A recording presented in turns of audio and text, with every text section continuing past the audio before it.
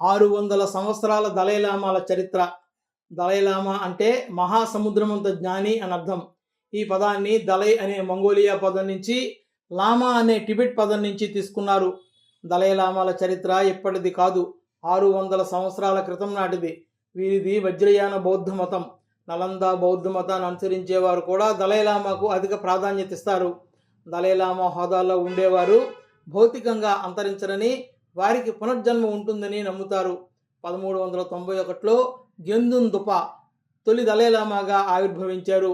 1474 వరకు ఆయన ఆధ్యాత్మిక గురువుగా ప్రజలకు సేవలందించారు. ఆయన తర్వాత గేడున్ గ్యాట్సోకు ఆ అవకాశం లభించింది. అయితే వీరిద్దరికీ చనిపోయిన తర్వాతే దలైలామాలుగా గుర్తించారు. 1911, 1912 సంవత్సరాల్లో చైనాలో తిరుగుబాటు జరిగి క్వింగ్ రాజవంశం గద్దె దిగింది. దీంతో టిబెట్లోని క్వింగ్ రాజవంశ సామంతులు అధికారం వీడాల్సి వచ్చింది. అప్పుడే వారు టిబెట్ని పరిపాలించాలని కోరుతూ 13వ దలైలామాకు ఒక లేఖ రాశారు. వారి అభ్యర్థన మేరకు ఆయన టిబెట్లోని లాసాకు వచ్చి ఆధ్యాత్మిక గురువుగానే కాకుండా పరిపాలనా పగ్గాలు కూడా తీసుకున్నారు. ఆయన 1933లో మరణించగా ఆ తరువాత 4 ఏళ్లకు 14వ దలైలామాను ఎంపిక చేశారు.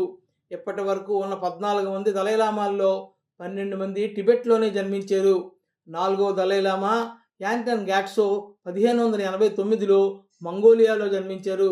6వ దలైలామా సాంగత్ చాంగ్ అరుణాచల్ ప్రదేశ్లోని మాన్ తెవాంగ్ ప్రాంతంలో 1682లో పుట్టారు. ఇది 600 సంవత్సరాలుగా దలైలామాల చరిత్ర.